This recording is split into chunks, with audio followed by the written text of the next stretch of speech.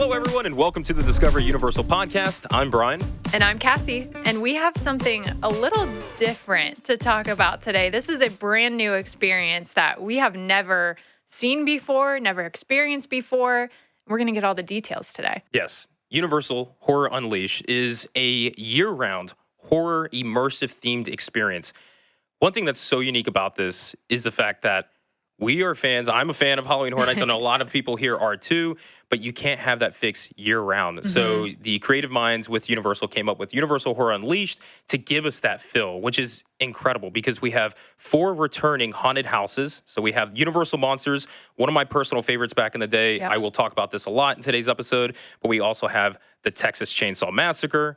We have Blumhouse's The Exorcist Believer, as well as a big fan favorite, Scarecrow the Reaping. Those are returning to this experience. Yes, absolutely. And with that, there's going to be 4 themed entertainment areas kind of surrounding those houses. There's going to be food, beverage, all the things. Really, all the things that we know and love Halloween Horror Nights for, but in a different spin and in a different way. Packaged for existing fans, but also people who are just visiting the Las Vegas area who hear about this and they're like, what is Universal Horror Unleashed? They go to experience it and start to fall in love with Universal Horror, as we have over the years. And that's a good thing you brought up, too. This is not in Orlando or Hollywood. This is in Las Vegas. Yep. And Michelle, I know you've been to Las Vegas a couple of times.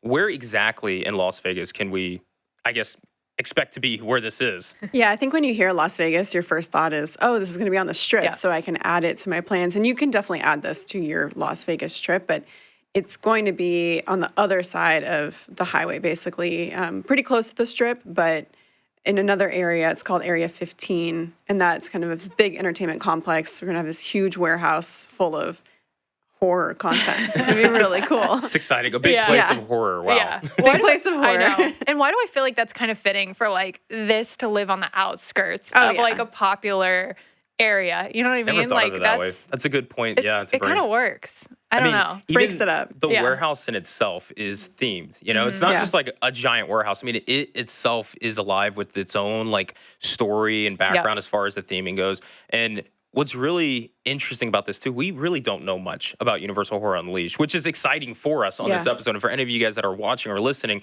like I'm telling you right now, like at this moment, we know what we just gave you. And that's why we have 2 individuals that are coming in, some great creative minds that's going to be able to give us more of the background. And hopefully we can pick their brains a little more and some information just to see what this experience is going to be as a whole. Yeah, I personally have a lot of questions about just design, logistics. What are we going to see there? Being that it's more of a semi-permanent situation, is there more time and detail put into the details of these houses? Or is it literally just kind of the same version of what we've had before, which is awesome because fans of those individual houses will know kind of what to expect. I'm sure there's going to be different spins on that stuff, but I want to know all of those things. That's something I'm curious about. Yeah. Brian and I have been through all 4 of these haunted houses, but are they going to be different in a way? Are they going to be something that we've gone through before? Yeah. You know, what can we expect? Yeah, I mean, even the length too. I mean, we talked about this kind of all set is like, is it going to be the same length that we've had previously? Is it going to be longer, shorter? I mean, there's all kinds of questions we're really going to dive into. And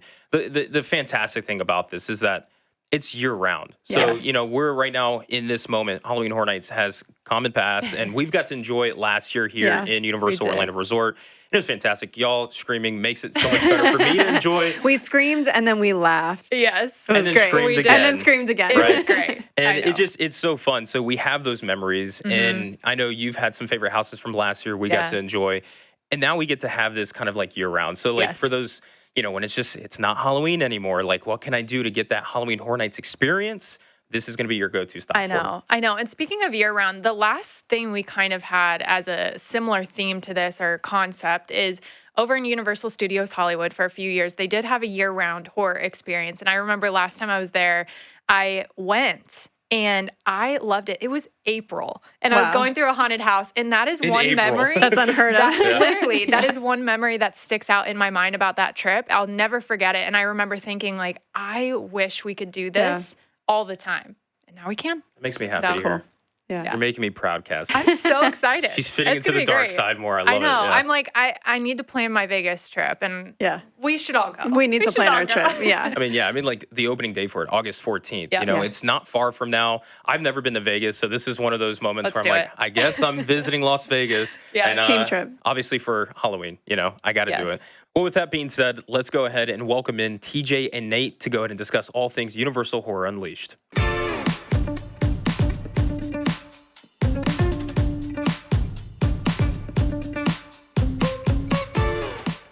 Nate, TJ, welcome to the show. We are very excited to have you two. We've been talking off record and just getting psyched for this topic. But before we dive into all of the details, of course, can you introduce yourselves and tell us a little bit about your history with horror here at Universal?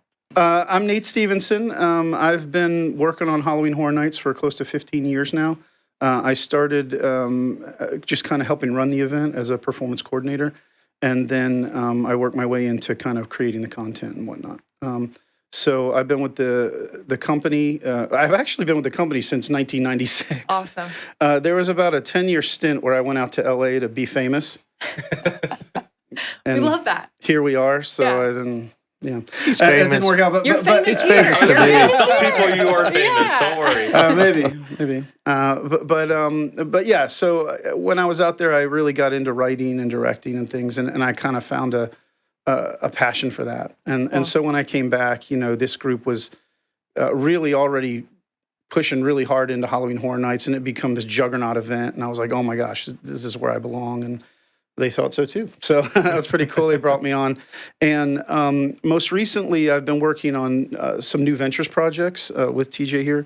We have been for a few years working on Horror Unleashed, which is what we're here to talk about today. Yeah. So my name's TJ Manarino. I'm the VP for art and design for entertainment. I've been with the company now for about 28 years. When I first started, they hired me for Halloween. So my connection to Halloween has been my first interaction with Universal was at the time we only had freelance contractors doing this event. We were small. The event was small. It was in its 5th year. We only had 3 haunted houses. Can you believe that? 3 haunted houses. Nope. 1 scare zone and 1 show. That was our whole program. We actually started the parade that year. This was in '96.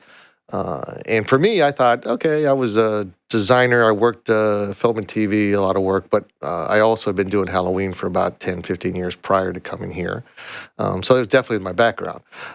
So for that, I thought I'd do Halloween here a few years and continue doing stuff in other areas. But not only fell in love with the event, but the event offered me to be permanent with Universal. And again, now 28 years later, I've been able to kind of see it grow here, you know, Orlando, but also have been a part of the team to help launch it in Hollywood, Japan, Singapore. And we've actually even met with the Beijing group recently to talk about Halloween. So I like that. being a part of this one here, Horror Unleashed, is also just great to be able to kind of bring not only the evolution of the event, but also to see it in a whole new environment. Mm-hmm. Yeah. So it's safe to assume that you guys have Halloween Horror Nights in your veins. Like Yes. you guys know this event Oh, through yeah. and through, been around, you've seen it, especially, you know, Yeah. TJ, you're saying from 3 haunted houses. I don't even know a Halloween Horror Nights event that's just 3 haunted houses. I mean, 10 where we're at right now, currently from past year. But, you know, I have a lot of questions for you guys. That's Yeah. for those parts, and we can get into another day. But today in this episode, we're talking Universal Horror Unleashed. Can you guys kind of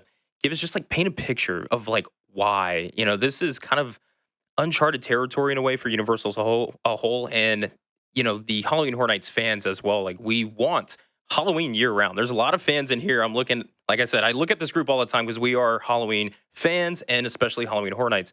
Just paint us a picture. Universal Horror Unleashed. Like what are we kind of expecting as far as this location goes? Yeah, so it's really a completely new brand, you know, that we're building out there. And I'd say something that's unique or different. I mean, Halloween Horror Nights, hands down, greatest Halloween event in the world. I mean, Agreed. there's no competition. Yeah. I think You know, resounding agreement. and I think the horror community understands that as well, and believes that as well. But so you know, we wanted to take all the greatest parts of Halloween Horror Night that people love, and then we wanted to expand upon that. you know.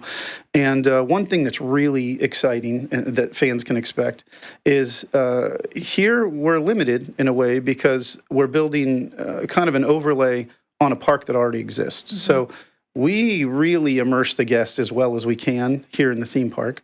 But when you walk out of a soundstage and out of a house, well, there's a roller coaster, you know what I mean? And you're in a theme park, you know. This, from the ground up, it is built for Halloween Horror Nights. It's completely built for Halloween. And from the time you're walking up to the warehouse, to the building, until you walk inside and are immersed inside that environment, it's all about Halloween. And it's about Halloween year round. So that's pretty exciting. There's no overlay. This is a Halloween building. Yeah, it's interesting. You know, both of us have been with this project for probably 2-3 years now. So it definitely didn't start yesterday. It's actually been in the works for some time. Because I know our audience has always asked us, what can we do year round? Can we have horror more throughout the year? And this definitely took us a little bit to get to because, as Nate said, we wanted to extend the brand. We didn't want to just build Halloween Horror Nights year round. We wanted to build something different that still gives an opportunity for our audience to not only experience what we do in the parks, but also go to a new location and experience horror a different way. And I know we're going to talk a lot about that today. But the other thing that was exciting about hearing about how strong this brand is that inevitably we always do surveys. We go back to our audience and ask them, what do they want? And what do they recognize with Universal, the brand itself? The number one thing that they recognize with Universal, the studio too, not just the theme park side.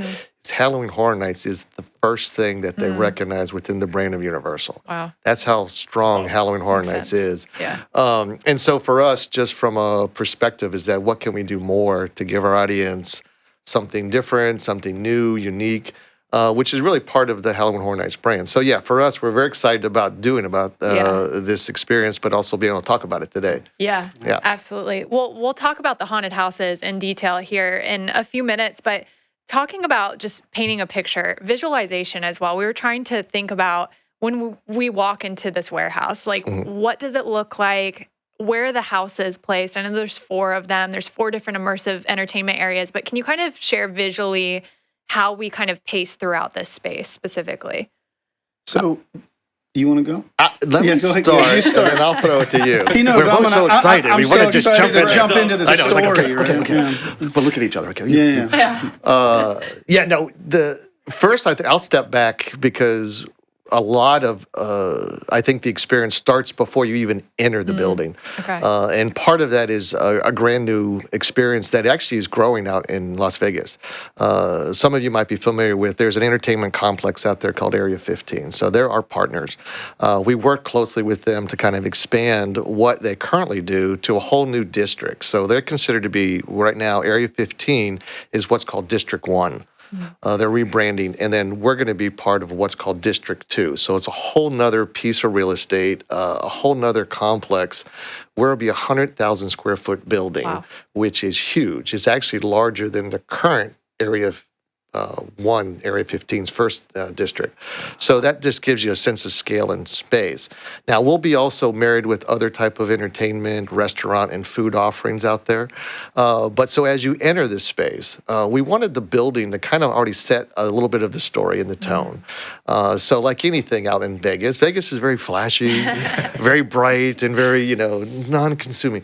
But this building definitely takes a little bit of, it steps back a little bit. The building actually has minimal lighting on the exterior. It doesn't look like an attraction building. It looks like an old warehouse that's been left or forgotten within this very busy complex environment. And what we wanted the audience to feel is we wanted them to feel like when you approach the building's not abandoned. We wanted the building to feel like for some reason it's been fortified. It's been sealed up. It's been closed to keep people out. Or really, in our vision, is to keep something in.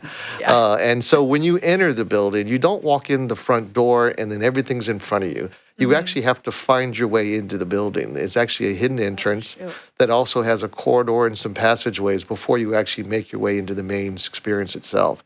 And part of that definitely is the story that we're building. We're building that you're actually entering a building that's not meant to be for public. It is actually a restricted audience. It's only for people who really feel like they're prepared to enter this thing that we call the shadow world. And the shadow world to us is this world that's been hidden throughout your life. And our version is that when you were growing up and you were younger, when you were afraid what was underneath your bed or what you thought was in the darkened closet or down an alley, you thought that was something that was going to get you, something that was lived with monsters and maniacs and stuff. Still do. Oh, well, good. Still Like I said, I was about to say, some people grow up and think, oh, well, that's just my overactive imagination, and that's just something that I grew out of. But we're here to tell you that, no, that place is real, so good. You've always done it. Great, thanks. And this is the first time you ever actually get to enter the world of the shadows. And that's what we're providing out. Now, I'm going to throw this over to Nate to start to tell you what that looks like and feels like. But we just wanted to set up what the building does before you actually even enter the space. Very helpful. Yeah, Thank you. so I'm a story guy, right? So I like to delve into story. And here's the thing. I think a lot of our fans love that content. They love the story. The more you can give them, the more they want. And then, our fans range from people who want that all the way down to people who just want to kind of just experience it or sit at the bar and watch other people get scared, So we had to kind of run the gamut and have everything available in here. And so we've done that. But just to talk about the story a little bit, we kind of wanted to make one big overarching story and very simply and quickly, that is this shadow world. There's kind of a thin veil between our world and this shadow world that TJ is talking about. And in some areas, it grows so thin because of whatever spiritual activity that happens there that it breaks through. And then all these creatures and ghouls and goblins and terrible things come through, and they're there. Well, we're actually going to reach back into our past a little and pull out a group called the Legendary Truth, which I'll let TJ talk about a little more because he started it. But we have a group called the Legendary Truth who goes around and kind of explores these areas that this happens in and kind of contains them as well, not only studies them, but contains them so that they don't get out into the general public. And that's really what this warehouse is and why it's locked down, like TJ is discussing, is we're keeping that shadow world in because it has broken through. Now to the specific story of Las Vegas, we really wanted to lean back into our history because Universal Pictures started horror. I mean, if you go back to the 1920s, 1930s, we started horror in film, and we continue that rich legacy for over a century into today, where we're making some of the greatest horror films there are. And we wanted to kind of lean back into that history when we started pulling our story together. So what this is it's an old production warehouse. And when they started those horror films back in the 1920s, 1930s, inevitably on every set, different props, different set pieces, different equipment that they were using became haunted. And they couldn't put it with the general public or with all the rest of the stuff they store in LA. So they took it out to this warehouse, this old warehouse, and just started storing stuff there, right? And they stored so much haunted material out there and so much spiritually charged, material and equipment that this world broke through. And it broke through in different ways so that different creatures kind of were attracted to different areas of the warehouse. So when you walk in, it's all locked down. It's like Legendary Truth's like, this is what's going on in here. They'll interact with you as you're coming in. And then you walk in, and the first area you walk into is called Dead Storage. And that's Dead Storage is something that's in a production warehouse where they throw all the old flats and all the set pieces and things like that.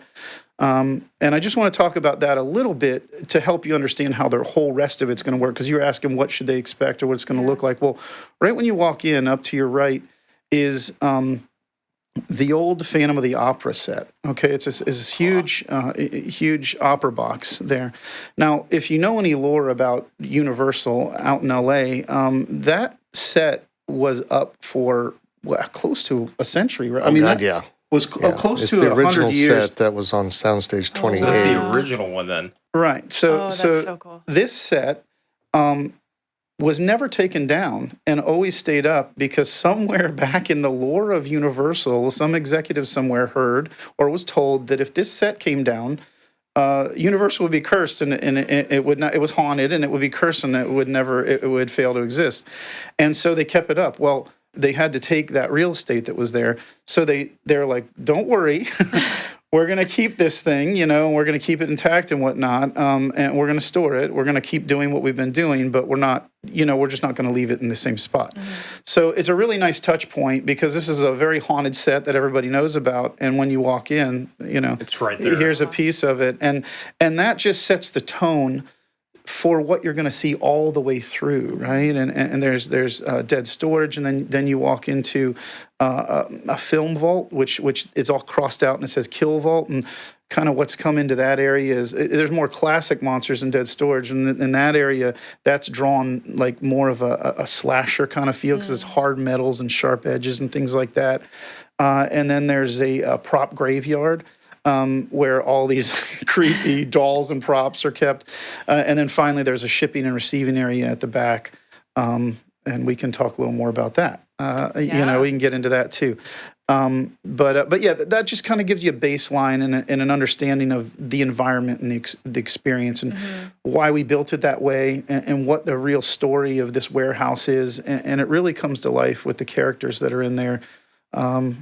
It celebrates all of Universal horror. Yeah. Because that's the other thing.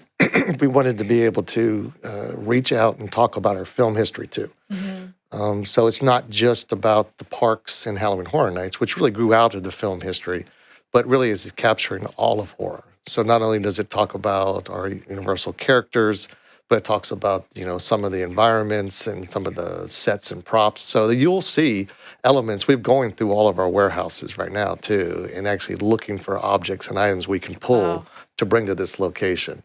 So yeah, we're excited about it because it starts to tell a different story a little bit, but at the same time, it starts to give our audience something different that they haven't seen before. Yeah. And to your point, it pays homage to our future or our past in Universal Pictures. I mean, around 100 years of film. And so being able to allow people to celebrate that too or experience it for the first time and not, some fans I feel like understand our history there, but they're still getting to know it and kind of understand it. So to be able to pull that out and really, put a spotlight on that, I think is really awesome. So yeah, I'm also just like taken back by the whole like paint the picture of this. I thought it was just like you walk in, the open door opens for you. There's this section, there's that section, and all that stuff. I didn't know we had this like secret like passage that you go through, and also the warehouse in itself has a history. It's actually living in its way. It's not just like it's there. We have an attraction, come out and see it.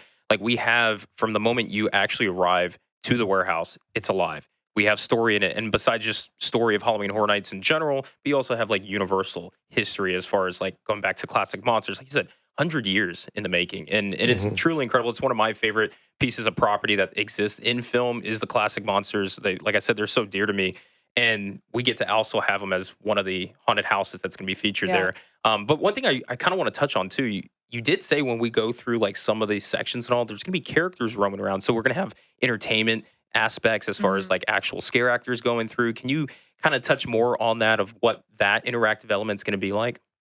Yeah, I'm glad you kind of touch on that because that's a unique thing about this area.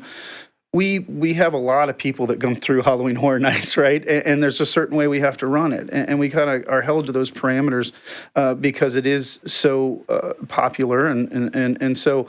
When you're walking through street zones and things like that, you have all these rich, exciting characters, but you don't really get a lot of time with them. They scare you and they boo, and then they run away. We have started to kind of put them on platforms and give you some show in that way, every way we can. But in this warehouse, these characters live in this warehouse. They've broken through from the shadow world. They're attracted to whichever area of the warehouse they're in, and they're kind of indicative of that part of the warehouse as well. But they all will interact with you. And they all have story. They even have a hierarchy, in each area. And then there's always in every area kind of a storyteller that can, if you really want to delve in the story, you can sit there and talk to them for 30 minutes and they will discuss everything about, the warehouse and everything you want to know. They'll give you that information. We really delve deep into building these characters, not only in the space that they're in, but then how they fit in the overall warehouse and within our overall story.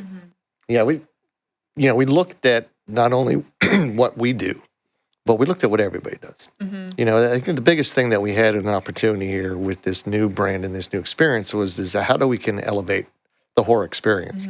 And part of that is to become more interactive. Now, how do you do that? Because, of course, Halloween Horror Nights in most haunted houses, in my opinion, are the purest element of interactivity in immersive theater. It's like you get to walk in the environment with characters that surround you and attack you. But the thing that has always happened in those experiences is that's where it stops and you move on.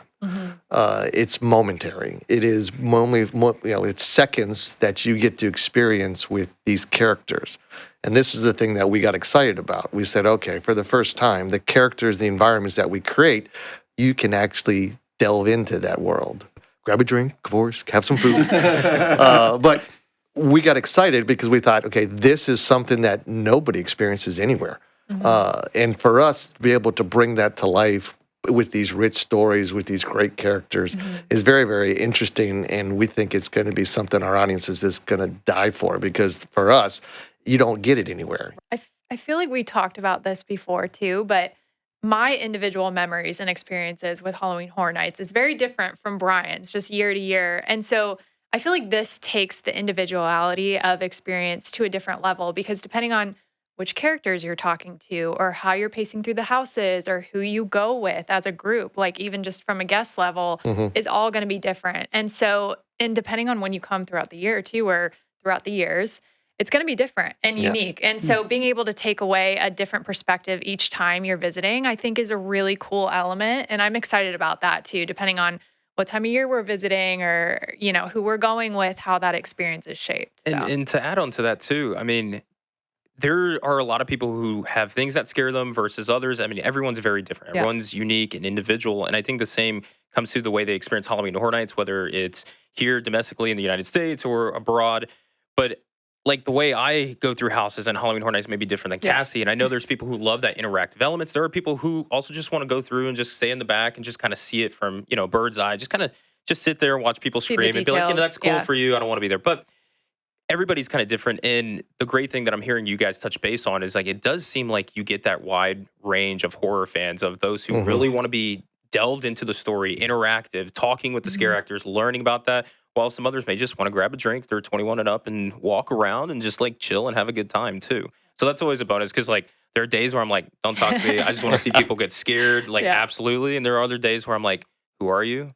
What are you? And why are you? And then I get into that too. So that's really unique. You guys got to experience that too for this. It actually is one of the major brand points when we started this experience. We kind of really tried to look deep into what makes Halloween Horror Nights Halloween Horror Nights.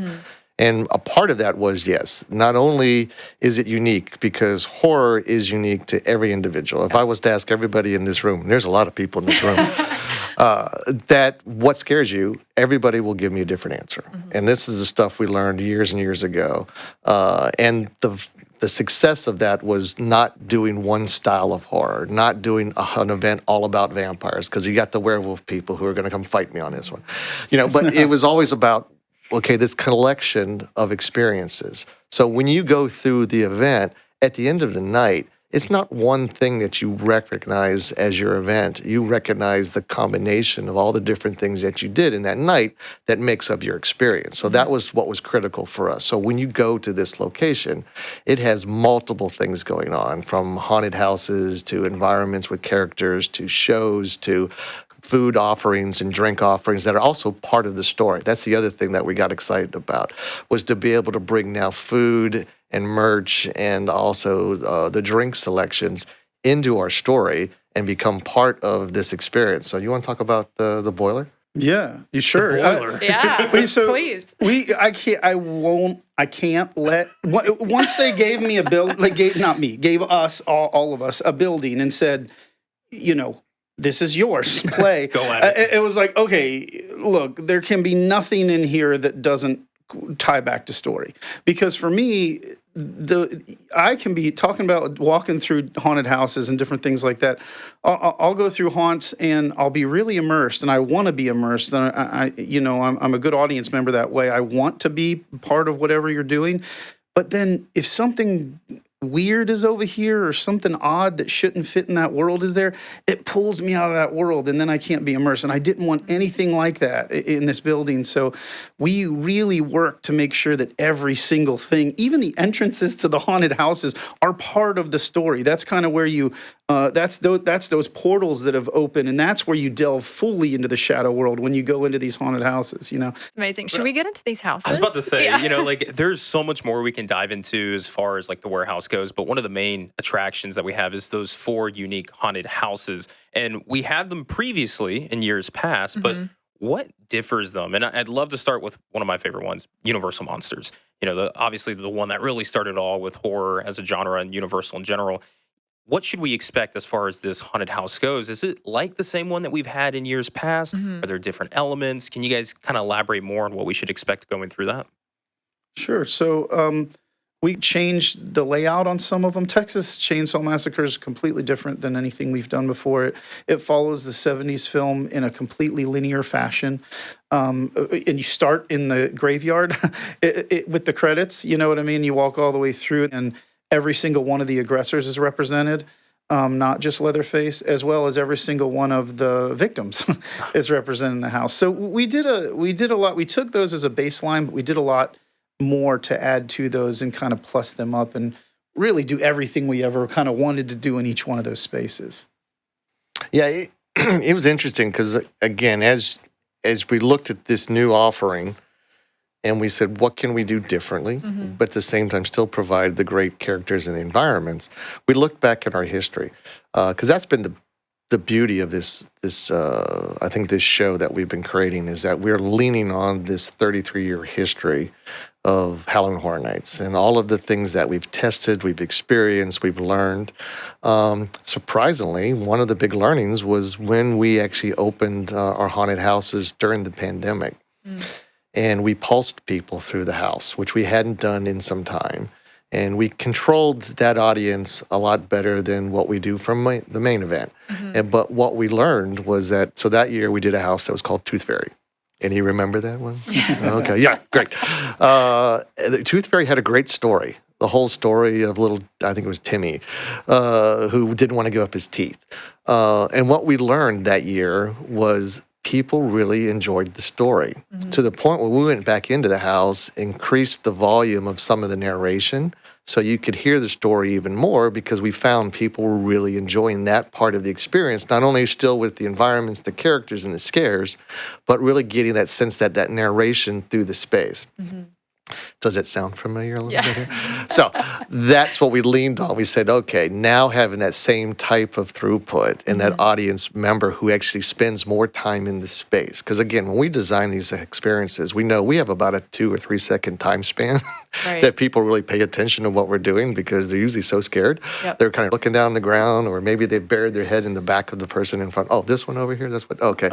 So, Guilty. No, supposed to say Guilty that. at times. Yeah. So, and we know that. So that's the thing that we designed for. So that's why here we're excited to be able to give our audience a little bit more time within the space, more time within these worlds and these characters to be able to interact with them and see a little bit more about the places that they've entered. So that's just part of each of the 4 houses have those kind of expanded stories, different characters, and a lot more interaction. That's so cool. I think the reason I get the most scared too is because I love details. I love the stories. And so I'm looking up and down and all around. And that's when I get the most scared, is when I'm paying attention to those nitty gritty things. But tell us to Scarecrow the Reaping. Tell us about that house a little bit. Sure. Yeah. So the holding area there, you actually are going to be standing outside of the house. So if you remember our haunted house back in the day, it had a little bit of an entrance statement, and then you walked in and you were in the house. Well, here you actually have the full facade of the house and a barn over to the left, and you're kind of waiting there with the corn and all that kind of stuff, and then these nasty scarecrows, and it tells the story. So again, every one of these houses that we do. And this is one reason I love the podcast stories that we've been able to do, where we actually kind of write a little short story and tell people a little more about the story of the house. every house we do has these really intricate, pretty deep stories that everything's built upon. But then again, you're in each room for 3 seconds, so you're just going, oh, that was scary, or that was awesome, or I love the environment, you know what I mean? But you don't really get to delve deep into these stories. But with these holding rooms, we get to actually, through audio and visual, tell the story. So we actually tell the story that seeded that, the Dust Bowl era and the ground kind of coming to life and taking, the earth taking revenge on anybody who comes in. So we really kind of seed that story out there in that opening holding area. And then as you walk through, it follows a similar path that it did before, but you walk directly into the house. So that's kind of neat. So you're actually walking into the house that you're going to be in. And then there's some transitions from exteriors to interiors and whatnot. The big story moment, I don't know how much I want to go into these because I don't want to ruin it for people, but we do actually fully realize the dust storm. So you're able to, you go to an exterior and you get to be in one of these dust storms rolling in. And it's really dynamic moment. So that's kind of exciting. But I don't want to go into too much detail because I want it to be. Don't worry. I want it to be very exciting for people who go through. I mean, you guys are really taking the word immersive literally when you go through these haunted houses and the whole warehouse in general and stuff. And like Scarecrow the Reaping is a big fan favorite. I mean, I specifically remember back in 2017 here in Orlando, like seeing the facade. And the first time I ever did that house, it was at night. And the corn, it was just that perfect little wind that made the corn kind of shift. It was quiet. I mean, are we going to have like those kind of feeling like going back to this house? Like, especially for fans who've gone through this house, are you going to get PTSD? I guess you will. Like, as far as like, oh man, I remember specific scares. Like, will we revisit some of those scenes? I would say this about not only that house, but about the entire experience is that you're gonna feel all those things and get all those things you want to get as a Halloween Horror Night fan. We made sure they're all there, but then we're gonna plus that up as well. And that's the same exact thing with Scarecrow. You're going to get all those same feelings. Those same moments that were like so dynamic and exciting, they're going to exist. They still exist. They're there. But then you're going to get kind of more on top of that. And so that's kind of what we tried to do with not only every one of the haunted houses, but just the experience in general. If you're a huge Horror Nights fan, and if you're not a Horror Nights fan, we had to think about that too. People that are just like, I've never been to that ever, and I want to go in and see what this is. There's something for everybody in this building, and you're going to be immersed in whatever way you kind of want to be. You honestly kind of touched on the next question I had, which is kind of like, for fans of Halloween Horror Nights in general, like what can they expect to like love the most about this whole immersive experience, as well as fans who don't know the brand in general too, as well as I kind of want to know what you guys like specifically are looking forward to. Like, what is your favorites? Like, what is something you worked on that you are like really excited for just the fan base to see in general? I would think it becomes like we talked about, a little bit this to take you into the world and provide you an experience that really is catered to as much detail as you want and as much time as you want to take. And then that also kind of plays into how many times you want to come back.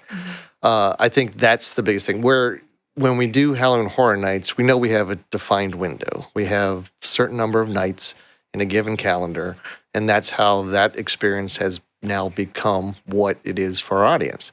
And we tell everybody with that brand, it's something that really is, in some aspects, I call it a nightmare, which shows up for a moment in time and then is forever gone. And if you don't experience it, you lose that opportunity.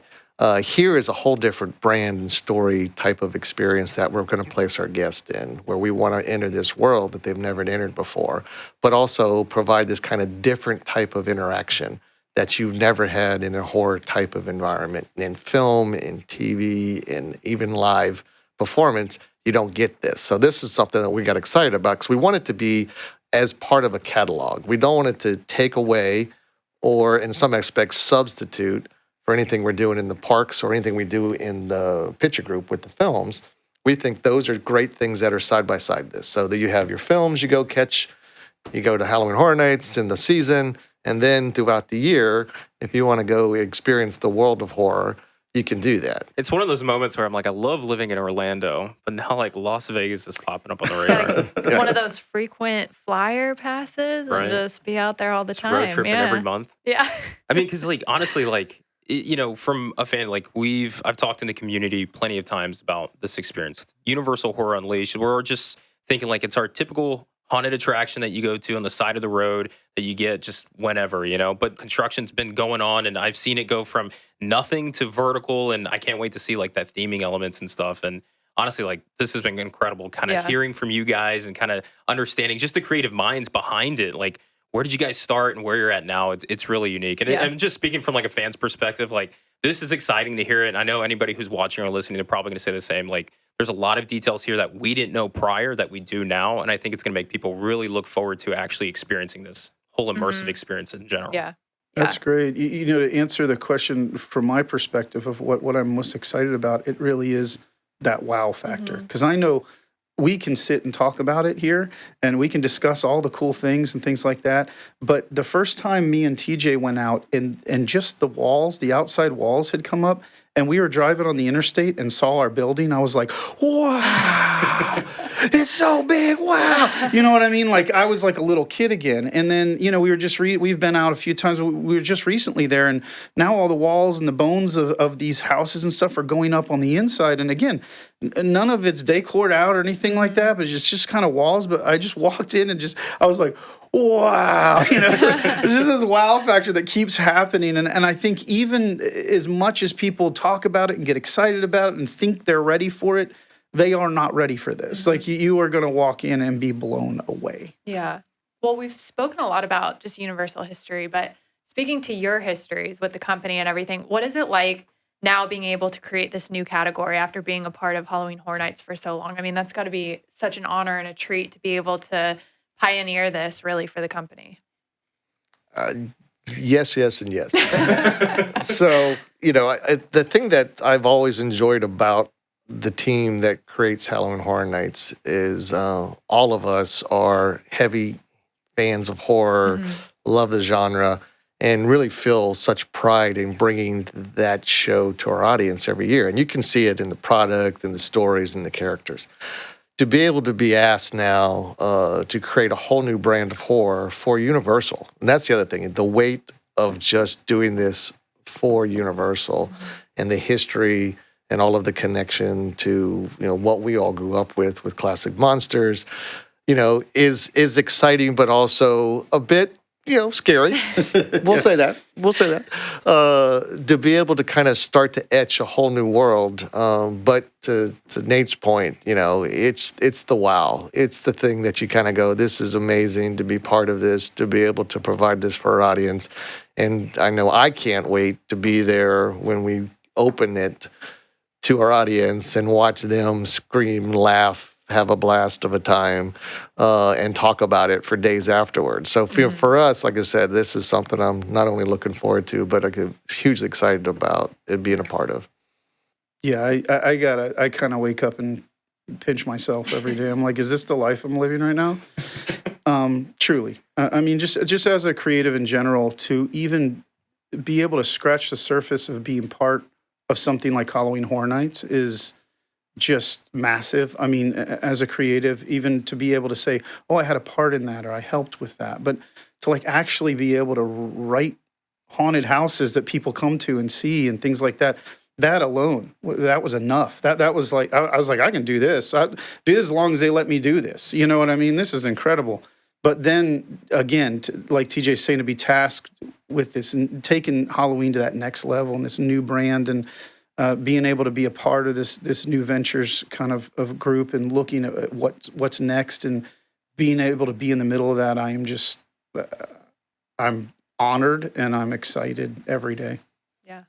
Well, we're grateful to you both and really your whole team for putting this together, and we're so excited to be there. I'm pumped. I'm amped. I'm over here like we still got a couple more months until it opens up. But the great thing is tickets are on sale. Yes. And so we can like snag them right now. And if anybody who's wondering, if you're watching or listening, you can check the show notes down below. We have all the information down below so you can get your tickets for Universal Horror Unleashed. But TJ, Nate, you guys, thank you so much for coming in. That was incredible. I got a couple more questions we'll get to after this and stuff. We'll do a part 2 episode later. Yeah, that would be nice. Right. Thank you both so much. Absolutely. Thanks. Thank you. Okay. I think it's time for a history lesson on all 4 of these haunted houses. Perfect. So I got one that I love and I hold so dear to me. If you guys remember 2019, this is what we're looking at for HHN 29 back here at Universal Orlando Resort. We had the Universal Monsters. So you had monsters featuring Frankenstein, the Wolfman, and more importantly, my favorite, Dracula, right? The world's most terrifying monsters have come together to tear you apart. It's the more, the scarier. Flee through a dark Bavarian forest as the howls of the savage Wolfman grow ever closer. Try to escape the man-made monster with Dr. Frankenstein's laboratory and face the fang terrors in Dracula's castle, as well as more Universal monsters throughout that. I remember in that house, what was so unique about it is the fact that it wasn't just featuring one specific Universal monster. Yeah. It was kind of like all of them in a way. And you get to see them in their own, like, I say habitat. That's the one thing that comes out. It's their realm. Like, that's what you would find them in.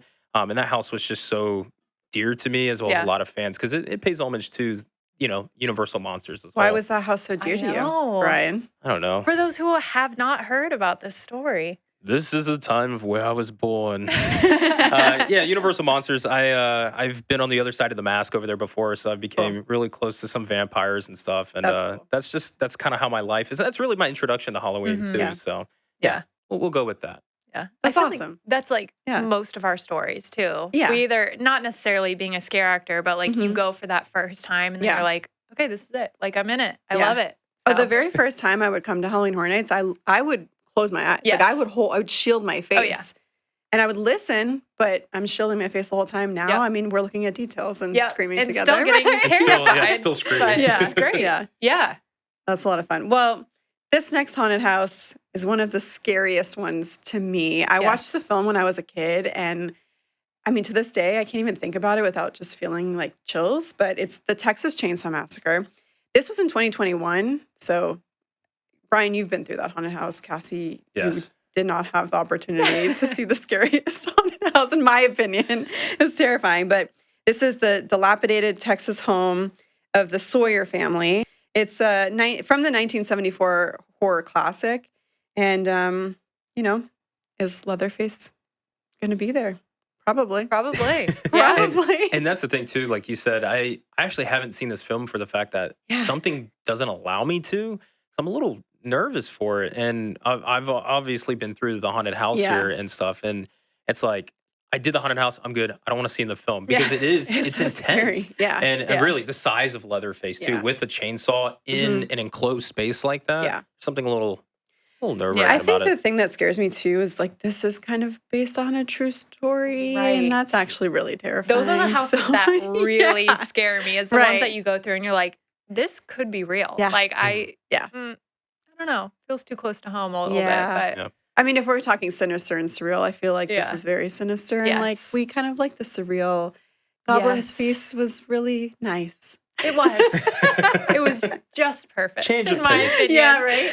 Oh my gosh. Okay, so also very terrifying. Blumhouse's The Exorcist Believer. This one is a little bit more fresh for us. So this was 2023 here at Universal Studios, Florida. Terrifying. Another very terrifying. You both did this one as well. Yes. I was here and I was very hesitant for this one. Rightfully so. But I don't know. What did you two think about this one? I mean, these are two girls that go missing. It's based off of the Blumhouse film. And I actually had an experience in this house where both of the girls came at me at the same time. And I just like froze in place and like ran a little bit and, in place. Yeah. There's nowhere to go. They're like, no. My fight or flight is literally just freeze and like dance in place. But it is, this is terrifying. I mean, this is another one where, is this real? This is exactly right. And that's why I was like, I don't know. Yeah, they do really well. It was a dark house too. Yeah. And that's something that really gets to me is like dark spaces and the unknown. Yeah. They fed into this really well. And it was one of those things too where, what some people may not know is this haunted house opened up before the film was actually released. Yeah, so this it was like a kind trailer. of it was kind of like your trailer and stuff, and it got me more excited for the film in itself. So it was a unique experience to kind of have that because I've never really done that before as far as the haunted house is concerned here. I think what was really cool in this haunted house too is you actually got to go through the same scene twice, but it was different the second time because it was evolving, and that was really, really cool. Yeah. I'm curious how they'll do it now, too. I know. I'm very curious, too. I mean, we have such a great relationship with Blumhouse. So to be able to to your point, have this house prior to the movie coming out, experiencing it in a different way, and then being able to watch the movie and put the pieces together. Yeah. That's what makes this relationship so cool. We get to be super creative with that, and also like food experiences and all these other things. So, but really quickly, story on this one. So Angela and Catherine, 2 missing girls, have been found with no memory of what happened to them. But wherever they went, the ultimate evil has returned with them. Oh my goodness. Witness a chilling chain of events as you enter the most terrifying scenes from the Blumhouse film. The next one, we actually have to go a little further back in time. Not too far, but one of my first years really that I really like soaked in, which was HHN 27, so the year of 2017, we had a house that I know a lot of our fans are going to remember, and that is Scarecrow the Reaping. Yeah. This was one of those houses where the facade alone resonated with me so much more than any other facade, especially this was like my earlier years going to Halloween Horror Nights, where I felt like I don't want to do this house. Like I actually, like I didn't want to do any of the houses already scared, but this is the one where I was like, I'm okay. I will meet you at the exit. Just there was something very sinister about, and eerie too, because it was quiet. You had the corn going through the wind. I talked about that a little bit earlier in the interview, and just the setting of it, it doesn't look like anything happy goes on there. Oh yeah. And they really nailed that. Scarecrow the Reaping was great, and I know you've got to go through that too. I and did. experience Yeah, it. I was going to say too, I think something about cornfields is just absolutely terrifying. Like getting lost in a cornfield is scary, and scarecrows are kind of eerie, you know? So to have a house where scarecrows are following you, it's kind of terrifying. I mean, and it's like it plays into that originality of what Halloween is. You know, you got cornfield, you got scarecrows, but obviously making it more modernized for our, audience base, and like it really hit on those aspects too. And it was an intense house. A lot of people who haven't gone through, if you don't know, it was just like constant. It was one after the other, and these were large scarecrows, and they weren't just from left and right; they were also above you too. Which that's the one scare that always gets me. It's the one that I'm not realizing that comes from above. That one gets me. But I think almost all of the characters in that house, all the scarecrows in that house, were really, really tall too. Which is even scary. I mean, you're looking up at these. They're not, down below. So it was a large cast for Yeah, sure. yeah. I wish you got to go through that. I wish you got to at least see the facade and Well, witness it. I'll do this one Yeah, in Vegas. you'll That'll get be to see it. perfect. I'll catch up a little bit. But for those that don't know the background story kind of for Scarecrow the Reaping, the land once known for its bison-traveled grasslands had been laid waste because of its overplowed and the soil depleted by generations of careless farmers. But now the land and wind want revenge. And so a giant dust storm descends and Scarecrow guardians rise from the earth to chase away visitors who dare enter their land. spooky. Ooh, Spooky. I got to see this Dust Bowl in Vegas. Man. I know. That's what I'm excited Honestly, about. I'm really looking forward to that because just the atmosphere, like we said, it's that traditional Halloween that you get. I mean, that's your typical like scary story to kind of tell. Yeah. I I actually got to go through Scarecrow the Reaping at Universal Studios Hollywood in 2022 cool. as well. So I'm excited to see this third version of Scarecrow the Reaping and what that looks like. Yeah. And even to touch on that too, we also had a scare zone that was like based off of Scarecrow the Reaping in a way too, which was loved by a lot of people. Myself, I got plenty of photos going through that scare zone because it's just the aesthetics was just marvelous. Yeah. But overall, kind of tying up these 4 houses, like that is the cool thing. Yes, we have this history of these houses. However, in Vegas, this stuff is going to be different. Like it's not going to be what we expect, I think. So I think just creating new memories around these houses, but also just seeing what kind of different elements from the past houses are going to be pulled out for this, I think is going to be super cool for fans. Yeah, for sure. I have a feeling we are going to be in Vegas a lot soon. I've never been, but I'm going to be there pretty soon Permanent and resident. for a long time. That's for sure. And that's the great thing about this is it's not just for hardcore fans. Anybody who's a fan of the horror genre and who want to know Halloween Horror Nights, this is a good gateway to kind of get that any time of the year. I know. I feel like, too, with Halloween Horror Nights, the waiting is almost the worst part, but it also, time flies. So tickets are on sale. You can purchase those now. It's going to be here before we know it, August 14th, 2025. It's going to open up, and then it's going to be open until, who knows? Forever. Right. Halloween Horror Year Nights. round. I mean, it's Literally, exciting. yeah. It's exciting. Thank you, Cassie, Michelle, and the entire crew. I love this. This is so much fun. And I'm excited for what we got coming up. So until that next episode, we look forward to seeing you guys there. And like always, we'll catch you guys in the fog.